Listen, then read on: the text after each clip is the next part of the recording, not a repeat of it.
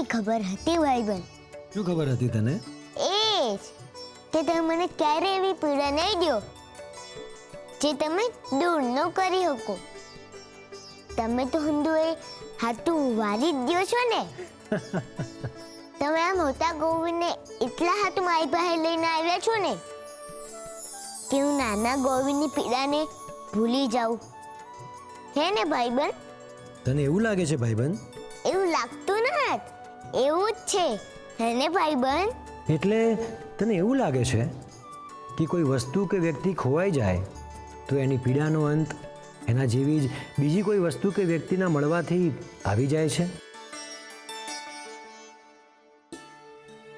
ઊંડો હોય ભાઈબંધ? કદાપી નહીં ભાઈબંધ.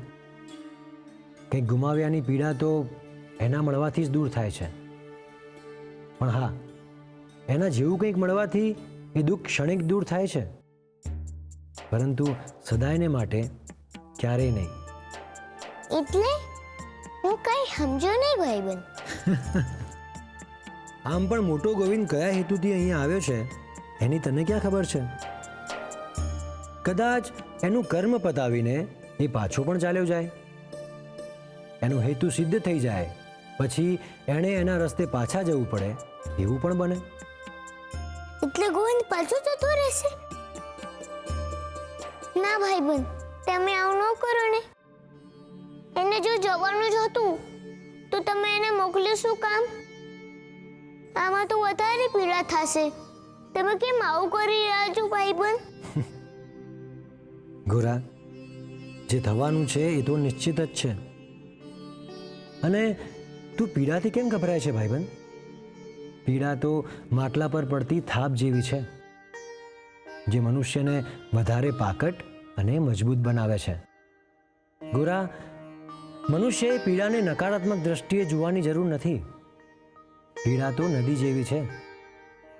મનુષ્ય જ્યારે નદીમાં ડૂબકી લગાવે છે ત્યારે એનો શ્વાસ પણ રોકાય છે અને એને ડર પણ લાગે છે, પરંતુ જ્યારે એ બહાર આવે છે ત્યારે સ્વચ્છ અને શુદ્ધ બની જાય છે.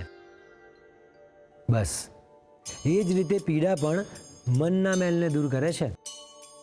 એટલે પીડાથી ડરવાની જરૂર નથી. એ જ્યારે જશે ત્યારે મનુષ્યને ઘણું બધું આપીને જશે. સમજ્યો? ના. તું જરાય ચિંતા ના કર. હું સદાય ગોરાની સાથે જ છું. હું હંમેશા એને નદીમાં ડૂબકી લગાવડાવીશ, પણ એને ડૂબવા ક્યારેય નહીં દઉં.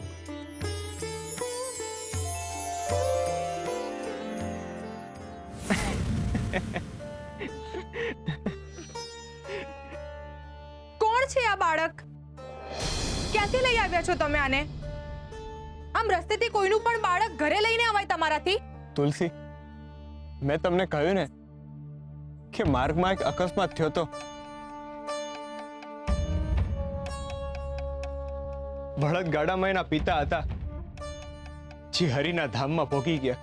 અરે પણ આ બાળક કોનું છે? એનું ઘર ક્યાં છે? બધી તપાસ તો કરીને આવી જોઈએ ને તમારે. મેં હંધી તપાસ કરી તુલસી. મેં લાખ્યા કાકાએ આખું ગાડું ફેંદી નાખ્યું, પણ કાંઈ ન મળ્યું. એટલે એને ઘરે લઈ આવવાનો એમ? આવું ના હોય ભગત.